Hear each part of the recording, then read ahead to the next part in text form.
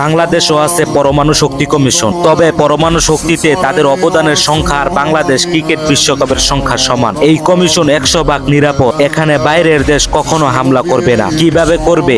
দেশের অনেক মানুষই জানে না দেশে একটি পরমাণু কমিশন আছে। বিদেশিরা কিভাবে জানবে? অন্য দেশে নামকরা বিজ্ঞানীর জন্ম হয় আর বাংলাদেশে জন্ম হয় সহসভাপতি। অন্য দেশগুলো যেখানে আধুনিক যুদ্ধ বিমান বানায়, বাংলাদেশে সেখানে তৈরি হয় উড়তে না পারা হেলিকপ্টার। যাই হোক, একটা বিষয় জানলে অবাক হবেন, দেশে পরমাণু শক্তি কমিশনে 600 বিজ্ঞানী কাজ করেন। আক্ষেপের বিষয় হলো এই বিজ্ঞানীদের বেতন পাওয়ার জন্য আন্দোলন করতে হয়। ঠিক মতো বেতন না পাওয়ায় এই প্রতিষ্ঠানের কর্মচারীও মাঝে মধ্যে মানবেতর জীবনযাপন করে। 2025 সালে এপ্রিলে বিজ্ঞানী ও কর্মকর্তারা অভিযোগ করেন, রূপপুর পারমাণবিক বিদ্যুৎ কেন্দ্রে রাশিয়ার সাথে বাংলাদেশের চুক্তি হলেও সেখানে দেশের বিশেষজ্ঞ বিজ্ঞানীদের কাজে না লাগিয়ে ভারতীয়দের দিয়ে কাজ করানো হচ্ছে, আর তাদের সাথে যোগাযোগ রক্ষার জন্য রাখা হয়েছে বাংলাদেশেরই একজন ভারতীয় অনুগতকে। সব মিলিয়ে পরমাণু শক্তি কমিশন এমন এক প্রতিষ্ঠানে পরিণত হয়েছে সেখানে গবেষণা থেকে স্থিরতা বেশি। তাই সার্বিক দিক পর্যালোচনা করে আপনি ভাবতেই পারেন, পৃথিবীতে যদি সবচেয়ে অপ্রয়োজনীয় কোনো কিছু থাকে